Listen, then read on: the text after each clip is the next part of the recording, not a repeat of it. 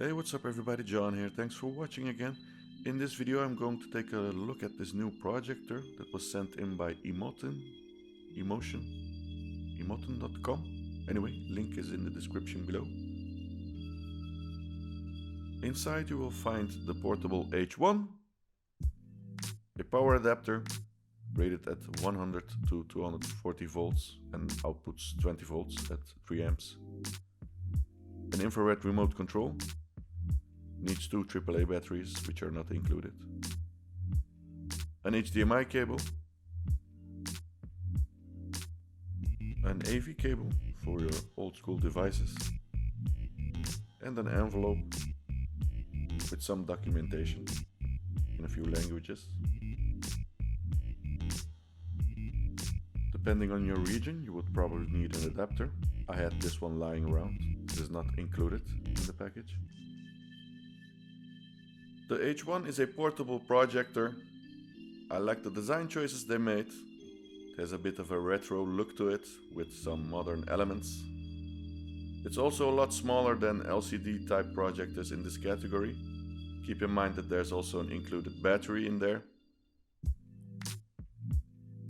Battery powered operation will give you around 2 to 2.5 hours of usage. On the front you can find the lens, the status light indicator and the air outlet for the fan. On the sides you can find the grills for the 2-3 watt speakers. On the top there's the focus wheel and also a little knob to turn it on and off, which also acts like a volume adjuster. The mechanical keyboard buttons on top do feel very nice.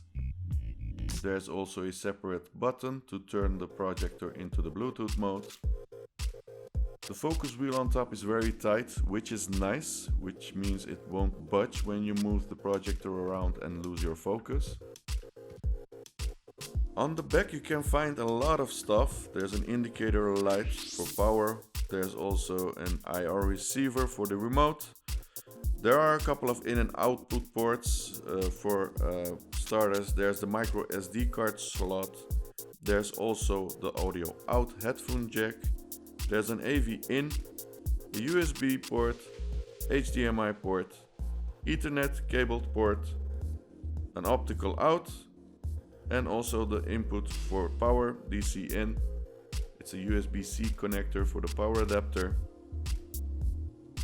And on the bottom there's the air inlet for the fan. On the bottom, between the 4 rubber anti-skid pads, you can find the quarter-threaded hole for usage on tripods. There's also a little kickstand to adjust the angle you're projecting in.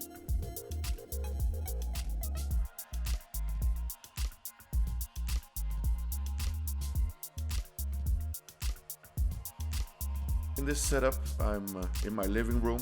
I've placed the projector on the coffee table and I will be projecting onto this portable 100-inch screen. On first boot up you will get the language selection screen, and after setting up your network and accepting the license agreement and privacy policy, you're good to go.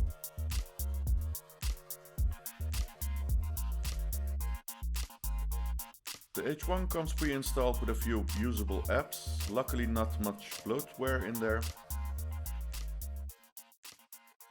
These two apps are for keystone correction.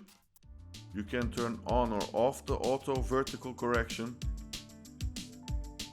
You can set a base reference by placing the projector on a flat surface. I've already done that and I won't be doing it because I have the projector on a kickstand.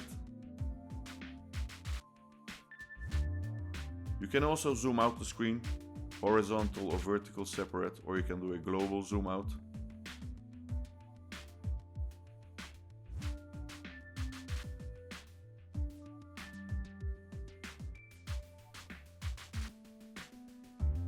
You can also adjust the 4 corners separately, which can be very handy if you have placed the projector at an angle. But keep in mind that direct projection will always give the best results. The H1 has a MediaTek 9296 chip and it runs on custom Android 9 firmware. In these settings you can set up your network. You can connect up Bluetooth devices. Keep in mind that this setup is to connect up Bluetooth devices to the projector.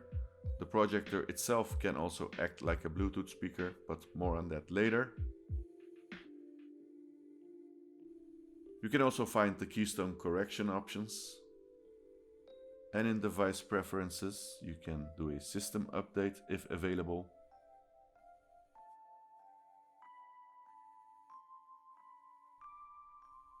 In the reset menu, you can turn the H1 back to factory settings.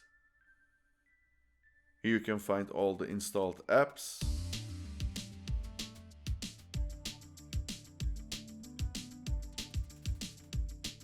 In display you can select the projection method regarding the placement of your projector. Unfortunately, I cannot find any settings regarding color or contrast and brightness options.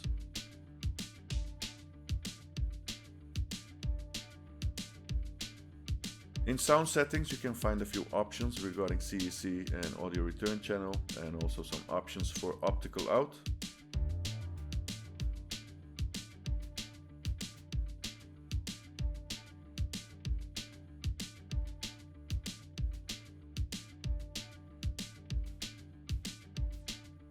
In the language settings you can find the same languages as in the initial setup process.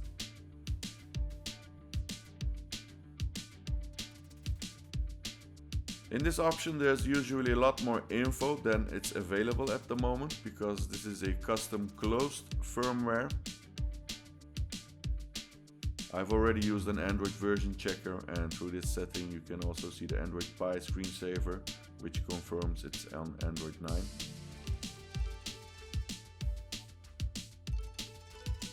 The H1 also comes pre-installed with two app stores, Emotn's own app store and Google Play Store. Both of these stores are specifically designed for Android TV or Android tablet apps. But you will have to keep in mind that this is not an officially certified Google device, so some apps may cause problems. Like for instance, you can install the official Netflix app from the Google Play Store, but it won't play movies, so you will have to install a different Netflix version. Now for these types of devices, non-certified devices I definitely recommend this app.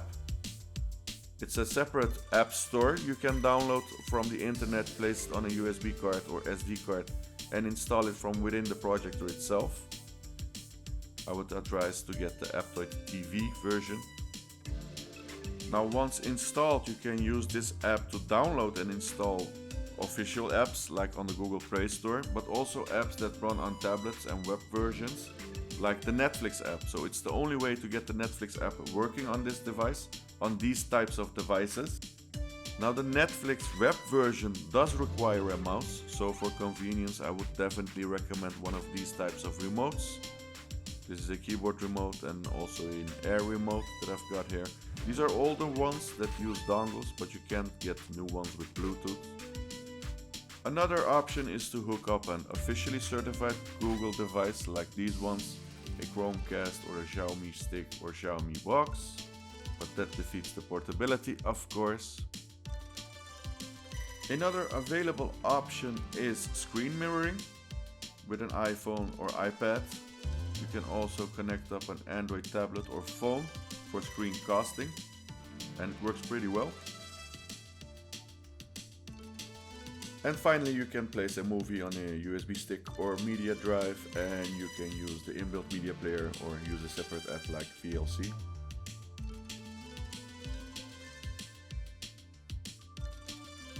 As I showed previously, you'll need the web version of the Netflix app to get it to work, and you'll need an Air mouse or Air remote.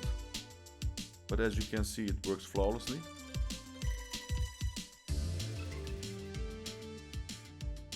One of the best apps available, Kodi, works perfect.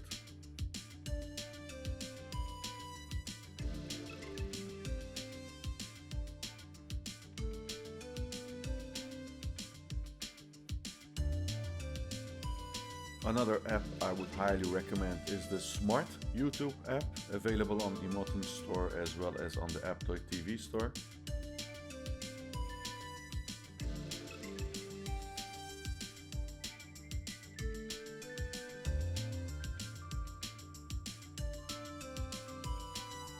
To get the H1 into speaker mode, you can long press the on-off switch on the remote, or you can manually press the button on top of the projector. A nice thing is that you can also turn off the display when in Bluetooth mode.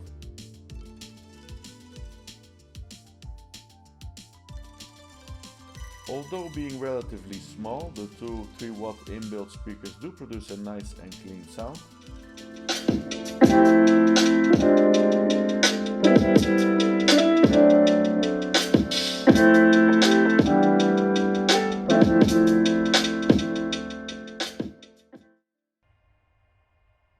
From up close, the fan noise is a bit noticeable.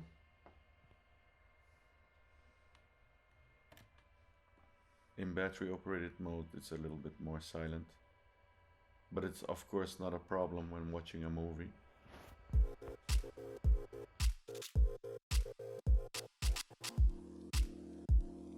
This time I haven't hooked up a game computer, but this test will show you, at least give you an indication on how it will perform when gaming. Now if you press the pause button on your video, you will see the delay between the laptop that I've got here and the screen that it projects on. So there's a slight delay, of course, which is always present on projectors. And for casual gaming or casual online gaming, if you will, it won't definitely be a problem. Now I've done the test a second time and I've removed the power cable, so it's in battery operated mode, and I haven't really noticed much difference in lag regarding powered and battery operated situations. The projector outputs 250 ANSI lumens, which is nice, but as you can see, when there's a lot of ambient light, it can degrade the image. The image is still usable in ambient conditions like this, but when in battery operated mode, it automatically adjusts the brightness and it's not that usable in daylight in battery mode. But not a big issue when cabled.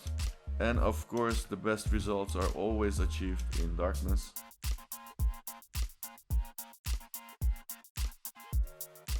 So as you can see, the H1 really shines in lower light situations or dark situations. And although no color options, I do like the stock settings. I mean, it's subjective, but it is pleasing to my eyes.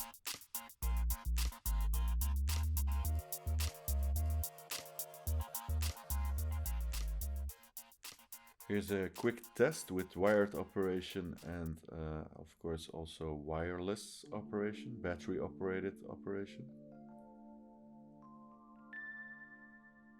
In battery powered mode, the brightness goes down a bit, but in darkened or low light situations it's still pretty good. The H1 has a native resolution of 1080p, so it's full HD.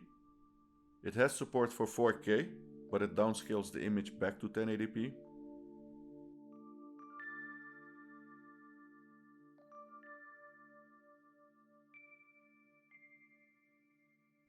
So all in all, the H1 really offers a nice package for its budget price point. It's not only compact, but it's really portable thanks to the inbuilt battery. Also, the native resolution of 1080p gives it a nice and crisp image. The battery lasts around 2 to 2.5 hours, which is more than enough for most movies or maybe a couple of shows on Netflix. The only real downside for me was the infrared remote, which you need to point directly to the projector to get it to work. However, you can easily pair up a Bluetooth air mouse or media remote. And for some eagle-eyed viewers, it could be a problem that the stock settings are not adjustable regarding the color options. Maybe they can fix that in a future firmware update. Anyway, thanks for watching. Please like and hit that subscribe button, and bye bye.